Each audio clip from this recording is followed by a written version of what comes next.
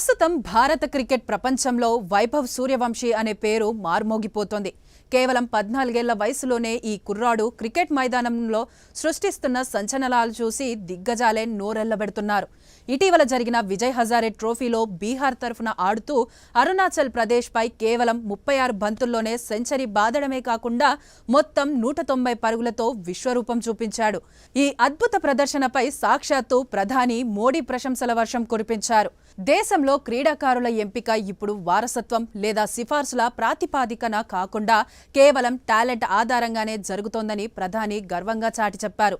మోడీ తన ప్రసంగంలో వైభవ్ సూర్యవంశీ ప్రతిభను ప్రత్యేకంగా ప్రస్తావించారు. దేశంలో ఇప్పుడు క్రీడాకారుల ఎంపిక ప్రక్రియలో విప్లవాత్మక మార్పులొచ్చాయని ఆయన అన్నారు. మునుపటిలా కోచ్ల ప్రాబల్యం లేదా తెలిసిన వారి రికమెండేషన్లతో కాకుండా మైదానంలో అద్భుతాలు చేసే ప్రతిభావంతులకే ప్రాధాన్యత దక్కుతోందన్నారు.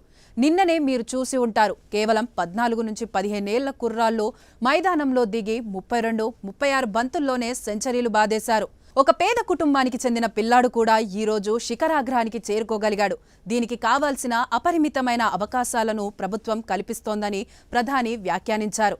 గతంలో క్రీడా శాఖలో జట్లు ఎంపికలో క్రీడా మౌలిక సదుపాయాల విషయంలో జరిగే అక్రమాలను తన ప్రభుత్వం పూర్తిగా అరికట్టిందని ప్రధాని స్పష్టం చేశారు.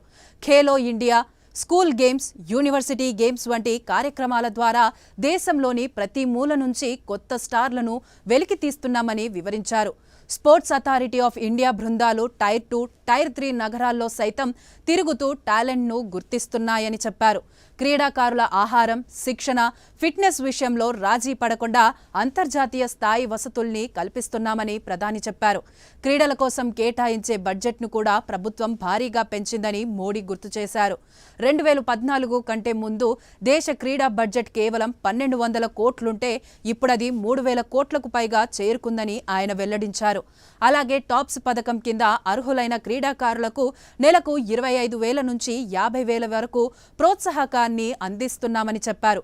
వైభవ్ సూర్యవంశీ లాంటి అసాధారణ ప్రతిభావంతులు వెలుగులోకి రావడమే ఈ ప్రయత్నాల విజయానికి నిదర్శనమని ప్రధాని మోడీ కొనియాడారు.